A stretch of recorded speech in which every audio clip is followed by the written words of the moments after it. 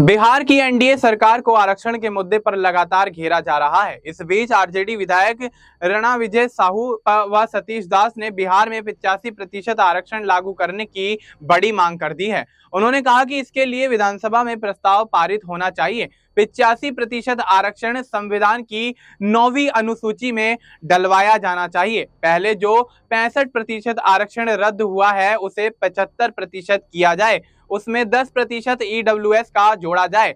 इस तरह आरक्षण कुल 85% का हो जाएगा। आरजेडी विधायकों ने कहा कि पहले महागठबंधन सरकार में जातीय गणना हुई थी, आरक्षण का दायरा बढ़ाया गया था, 65% किया गया था, अब 75% आरक्षण हो।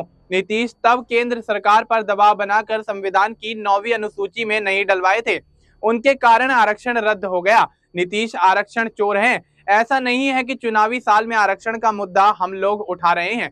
पिछड़े, अति पिछड़े, दलित के हक की आवाज हम हमेशा से उठाते हैं। साथ ही आपको यहाँ ये बताते चलें कि महागठबंधन सरकार में बढ़ रही आरक्षण के मांग को देखते हुए मामला पटना हाईकोर्ट गया था, जिसको कोर्ट ने रद्द कर दिया था। सुप्रीम कोर्ट में यह मामला अभी भी लंबित है। सदन के अंदर भी आरक्षण का मुद्दा उठाया जा रहा है। आरजेडी लगातार नीतीश सरकार की घेराबंदी करती हुई नजर आ रही है। भारी हंगामे के कारण सदन की कार्रवाई 2 बजे तक के लिए स्थगित की गई थी।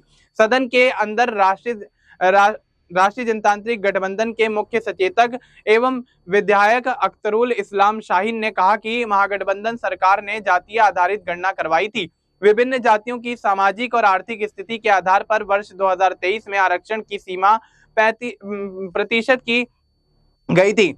10% आरक्षण के फलस्वरूप बिहार में सरकार नौकरी और संस्थानों के में नामांकन के 75% आरक्षण का प्रावधान किया गया था। महागठबंधन सरकार के ऐतिहासिक निर्णय का लाभ पिछड़े समाज, अति पिछड़े, दबे कुचले, कमजोर वर्ग के साथ आर्थिक रूप से कमजोर स्वर्ण को भी मिल रहा था। उन्होंने कहा कि 9 नवंबर 2023 को महागठबंधन सरकार विधानसभा में विधेयक लेकर आई थी, जिसे दोनों सदनों में पारित करवाकर कानून का रूप दे दिया गया था, लेकिन इसे भारतीय संविधान की 9वीं अनुसूची में शामिल नहीं किया गया है। उन्होंने 85% आरक्षण लागू करने की मांग की है। अब ऐसे में देखा जा रहा है कि नीतीश कुमार की सरकार जहां कुछ समय पहले बिहार के अंदर बढ़ते क्राइम को लेकर घिरती हुई नजर आ रही थी, तो अब आरक्षण की मांग एक बार फिर से जिस तरह से उठती हुई नजर आ रही है और विपक्ष जिस तरह से 85% आरक्षण की मांग करता हुआ नजर आ रहा है, तो अब ऐसे में नीतीश कुमार की सरकार और एनडीए के तमाम सहयोगी घिरते हुए नजर आ रहे हैं। देखना यही होगा कि क्या विपक्षी पार्टियों की ये मांग